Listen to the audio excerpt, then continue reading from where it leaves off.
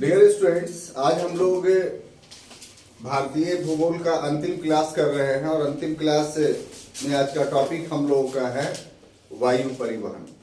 परिवहन के जितने भी साधन थे, जैसे सड़क परिवहन, रेल परिवहन और जल परिवहन, इन सभी का अलग अलग वीडियो में हम लोगों ने वर्णन किया, देखा, अलग अलग क्लास लिया।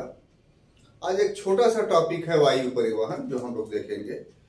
महत्व के दृष्टिकोण से ये बहुत महत्वपूर्ण नहीं है, लेकिन कुछ डेटा इसके अक्सर वस्तुनिष्ठ प्रश्न में पूछे जाते हैं, तो इसलिए हमने आवश्यक समझा कि इसका भी क्लास लिया जाए, ताकि एक ही दो क्वेश्चन हो, मान लिया छूट गया आपका, तो फिर वो बहुत खराब प्रदर्शन माना जाता है। तो हम नहीं चाहते हैं कि आपका कोई प्रश्न छूटे, और इससे भी अगर आए आपको कोई प्रश्न तो आप उसको देने में सक्षम हो। सबसे पहली बात यह कि वायु परिवहन जो है एकदम अत्याधुनिक साधन है। एक राइट्स बंधु थे, विल्बर राइट्स, उन्होंने सबसे पहले वायुयान का आविष्कार किया।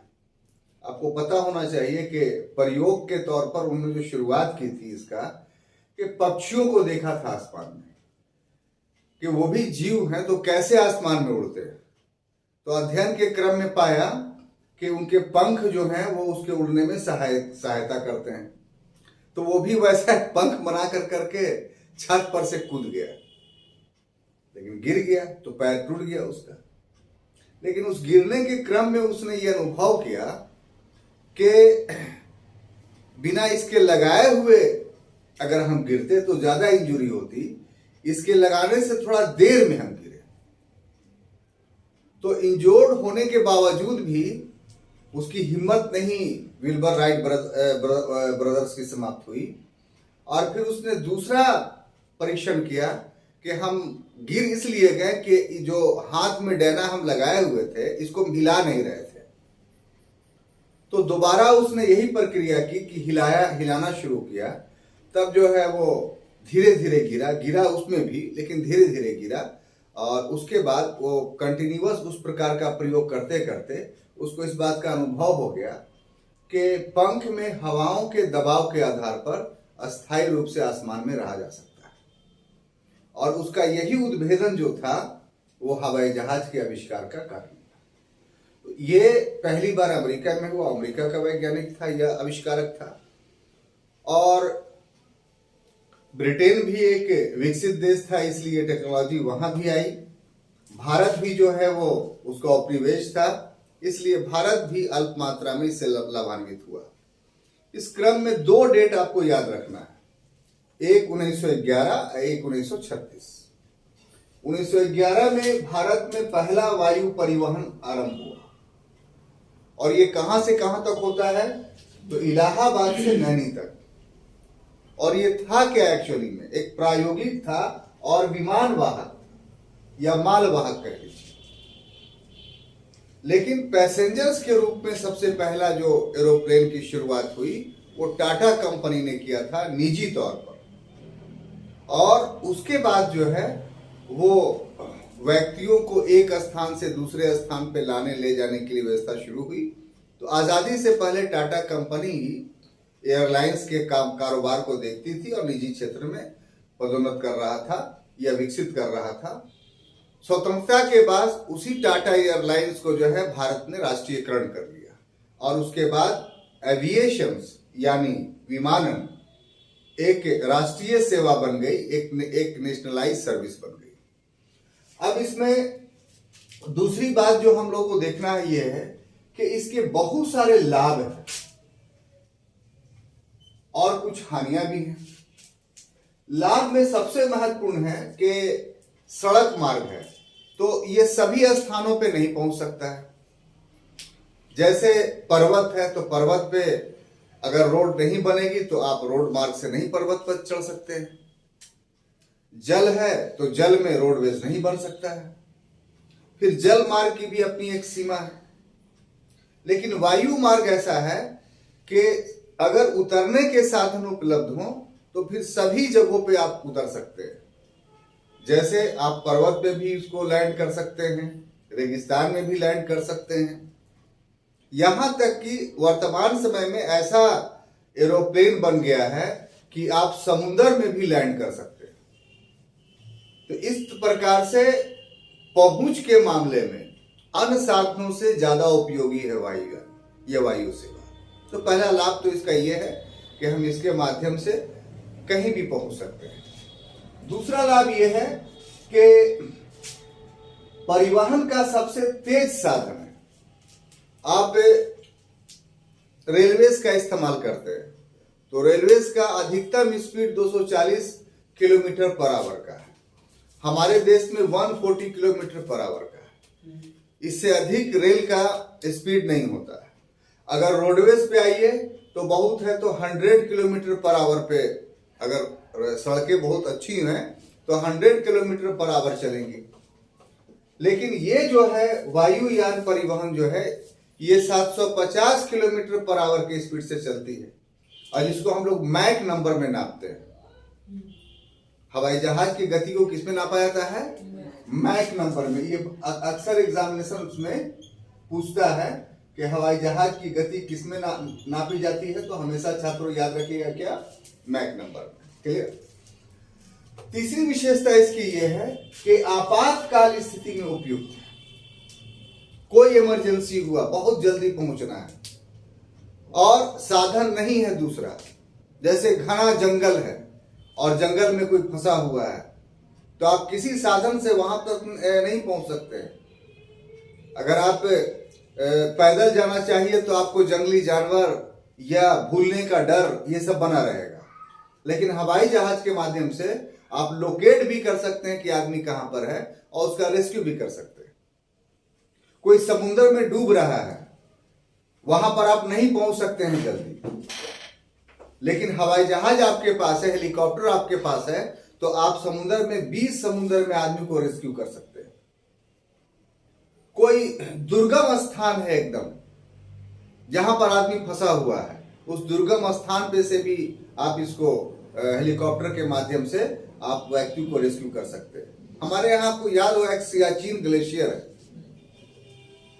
जो सबसे दुर्गम सैनिक छावनी है, यह सैनिक चौकी है और सामरिक दृष्टिकोण से इतना महत्वपूर्ण है कि अगर इस पर कब्जा नहीं किया जाए तो पूरा कश्मीर खतरे में पड़ जाएगा, इतनी ऊंचाई पर है और उस पर हमारा चौकी रहना बहुत अनिवार्य है। तो सियाचिन इतनी ऊंचाई पर है, इतना लो लैटिट्यूड में स्थित है कि व्यक्ति का रहना असंभव है। तो वहां रहने के लिए सैनिकों को विशेष वस्त्र, विशेष तंबू उपलब्ध कराए जाते हैं, लेकिन उससे ज्यादा कठिन है पहुंचाना। तो उसके लिए एक हेलीकॉप्टर है जो सीधा डायरेक्ट ऐसे खड़ा होते होते जाता है, उड़ता नहीं है, मतलब इस ढंग से उड़ेगा नहीं, ग्राउंड से सीधा इस ढंग से उसको उठना है, ऐसा वहां पर का संरचना है। तो आप सियाचिन पर कब्जा क्यों कर पाए? तो इसलिए कि आपके पास वायु सेवा थी, एरोप्लेन थी। अगर नहीं होती तो फिर वो दुश्मनों के कब्जे में रहता। तो कहने का अर्थ यह है कि दुर्गम से दुर्गम स्थान में आपातकालीन स्थिति में पहुंचा जा सकता है। लेकिन अब प्रश्न ये उठता है क्या इसमें गुण ही गुण है? तो नहीं, अवगुण भी है। अवगुण सबसे बड़ा क्या है कि अगर कोहरा छा गया या कुहासा हो गया या तूफान आ गया तो इसमें प्लेन आप नहीं उड़ा सकते। और उससे भी बड़ा खतरनाक चीज ये है कि अगर प्लेन क्रैश करता है तो इसमें व्यक्ति की बचने की संभावना एकदम नहीं होती।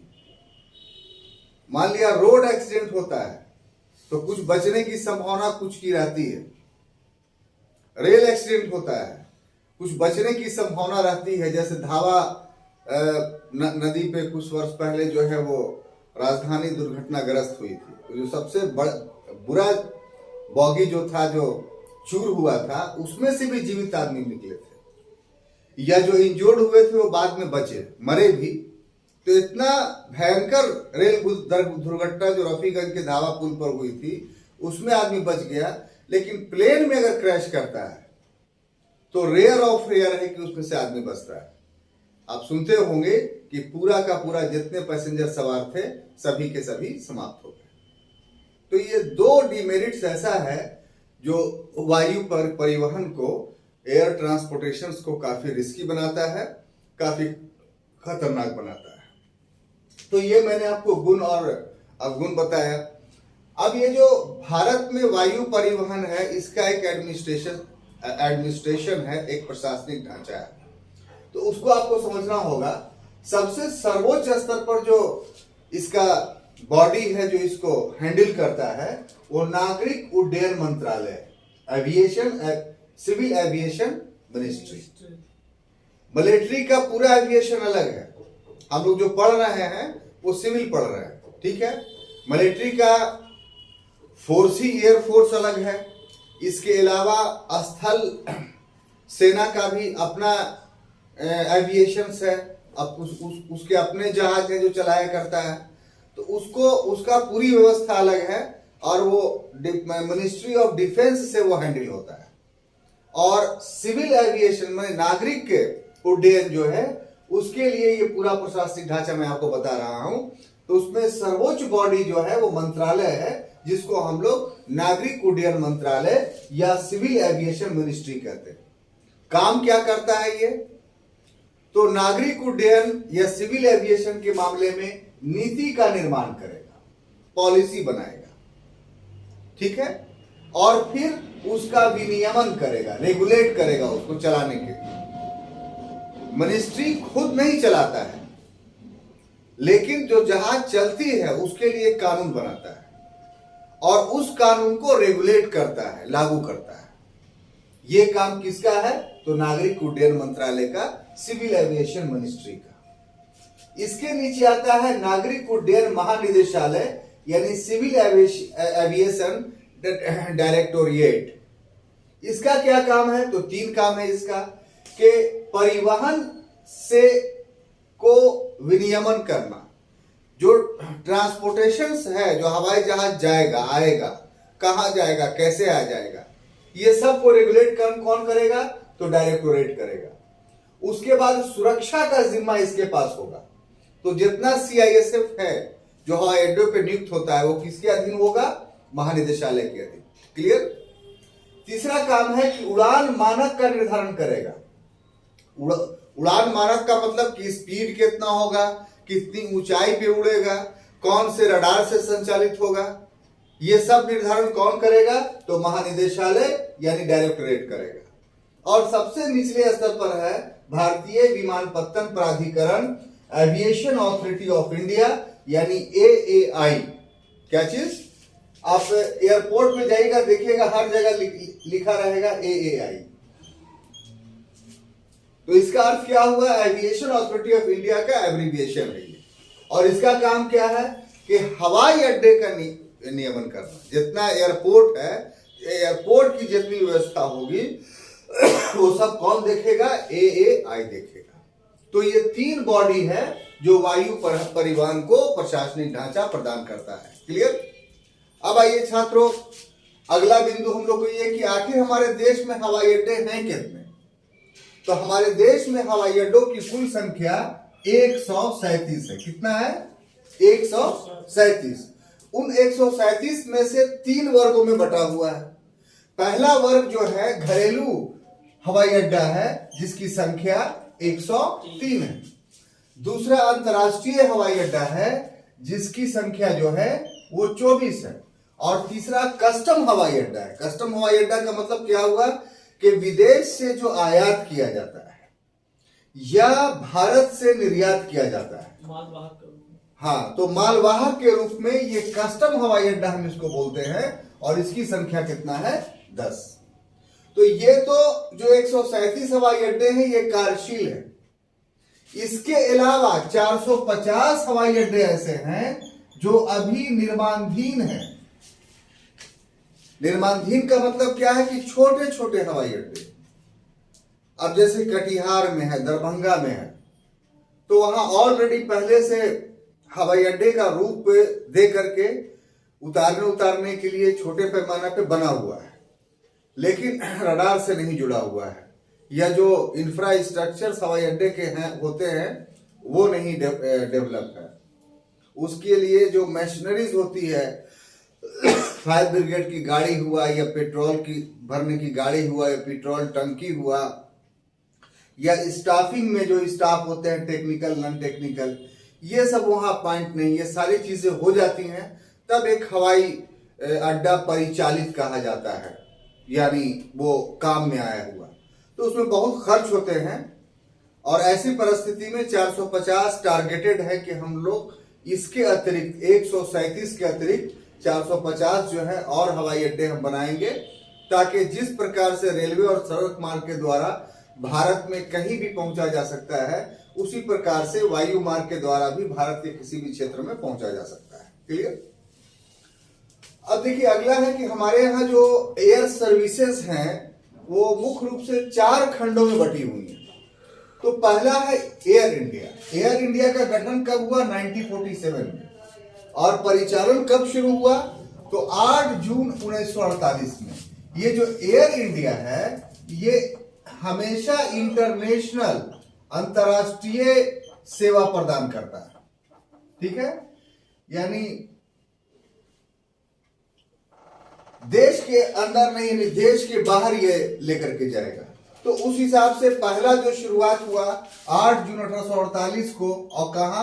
दिल्ली से लंदन, लेकिन डायरेक्ट नहीं किया था, बल्कि दिल्ली से पहले काहिरा। काहिरा कहाँ? जो मिस्र की राजधानी है। जिनेवा, जिनेवा कहाँ? तो ऑस्ट्रिया की राजधानी है। और उसके बाद वो लंदन गया। उसके बाद 27 जनवरी 2022 को 69 वर्षों के बाद इसको निजी क्षेत्र में दे दिया गया।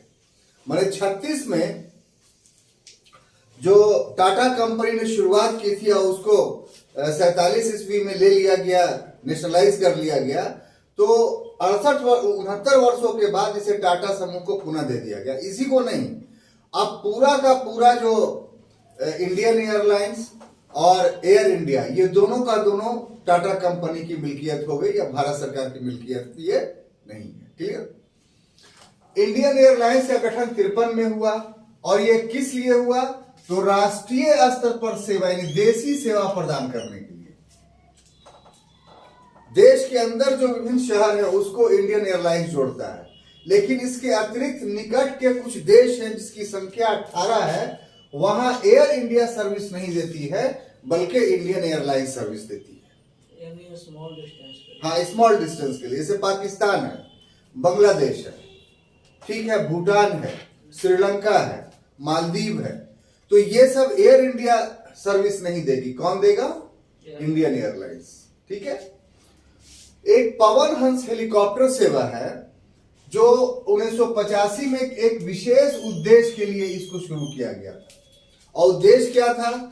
तो बॉम्बे हाई, आप जानते हैं कि पेट्रोल का उत्खनन होता है, तो बंबई हाई में जो पेट्रोल का उत्खनन हो रहा है वो अपतटीय क्षेत्र में होता है और स्थल भाग से लगभग 100 किलोमीटर दूरी पर है। तो वहां पहुंचने के लिए, जल्दी पहुंचने के लिए, वहां स्टाफिंग है, स्टाफ है उस प्लेटफॉर्म पर, तो वहां लोगों को आने और ले जाने के लिए वास्तव में इस पवन हंस सेवा की शुरुआत की गई थी। लेकिन इसके साथ साथ दुर्गम क्षेत्र में भी जाने के लिए इसका इस्तेमाल होने लगा चार्टर के रूप में। चार्टर के रूप का मतलब ये हुआ कि कोई बहुत वीआईपी आदमी है या बहुत बड़ा संपत्तिशाली है, वो चाहता है कि हम अब जल्दी कहीं पर पहुंचे, तो वो इसको हायर कर सकता है। या कुछ पर्यटन के क्षेत्र में भी इसको अप्लाई किया जाता है बहुत सारे जगहों पे, कि पर्यटकों को पहुंचाने का काम किया जाता है। तो ये पवन हंस है। निजी क्षेत्र में कुल 6 एयरलाइंस अभी काम कर रहे हैं। कितने? अगर तर्क के खातिर देखा जाए तो सभी के सभी निजीकरण हो गया है, क्योंकि सरकार के जो 2 विधायक थे वो तो टाटा को मिल ही गया। लेकिन इसके रहते हुए जब सरकारी था तो उस स्थिति में निजी 6 एयरलाइंस थे, उसमें जेट एयरवेज, इंडिगो और एयर सहारा, ये 3 ऐसा था जो अंतरराष्ट्रीय और राष्ट्रीय दोनों सेवा प्रदान करता था, ठीक है। और 3 जो हैं, एयर डेक्कन, किंगफिशर और स्पाइस जेट, ये केवल और केवल राष्ट्रीय सेवा प्रदान करता है। तो ये सब वो तथ्य हैं जो तथ्य पर प्रश्न पूछे जाते हैं और उस पर आपको सटीक रूप से आंसर आपके दिमाग में होना चाहिए, क्योंकि परीक्षा काफी महत्वपूर्ण होता है, उसमें हर प्रश्न काफी महत्वपूर्ण है।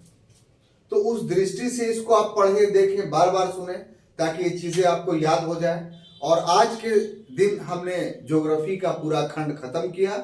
अब जो हम अगले क्लास में हम लोग मिलेंगे तो इकोनॉमिक्स सेक्शन की शुरुआत करेंगे। हम आपसे अपेक्षा करते हैं कि इकोनॉमिक्स के जो भी बुक प्रिस्क्राइब्ड हैं वो सबको रखिए, पढ़िए और उसके बाद क्लास कीजिए। धन्यवाद।